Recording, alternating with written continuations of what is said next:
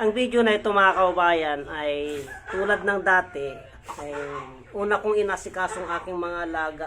Nanganak na pala itong alaga ko. O, bali tatlo po yung anak niya mga kaubayan. Yan po. At binabantayan ng kanyang asawa. Yung asawa niya na nanganak. Yan po.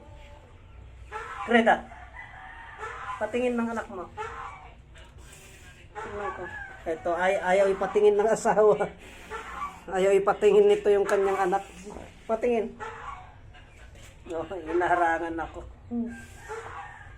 Ayaw niya po. Ayaw niya ipatingin. Hinaharangan ako. Punta na daw po ako sa aking mga manok.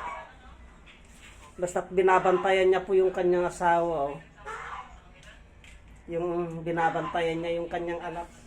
Kaya pupunta po ako dun sa alaga ko. At maingay na po si gansoy ko. Yun po. Ibig sabihin po, nagugutom na ito. Kasi tanghali na po mga kaubayan. Hindi ko pa po sila na pag-almusal. O, parang ka dyan. Alis ka dyan. Yun na po, nagkakagulo na. O. Pakakainin ko muna sila mga kaubayan.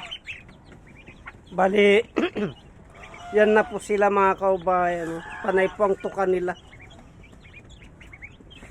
Malalaki na po sila. Pero, siguro hindi ko alam kung ilang araw pa ito bago ko sila pakawalaan. Ang susunod ko naman pong gagawin ay wala na po silang tubig, oh, yung inuminan nila. Maglalagay muna po ako ng tubig mga kaubayan. Bali, ito na mga kaubayan, nakapaglagay na ako ng tubig nila. Yun, malinis na po yung tubig nila. At ito din po, malinis na po yung tubig nito.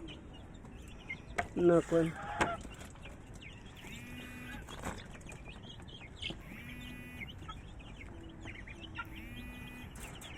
So, ang susunod na gagawin ko naman ay itong si gansoy ko ang pakainin ko. O, halika na.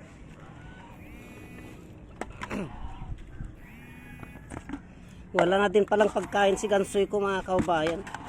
Kunti na lang. Ito na lang po. Kailangan makabili naman ako. Oh, kain ka na. Yan po. At susunod ko na gagawin nito ay maglalagay. Ayun po yung pato ko. May tumatawag mga kaubayan, kaya hanggang dito na lamang po ang videos na ito at marami pong salamat.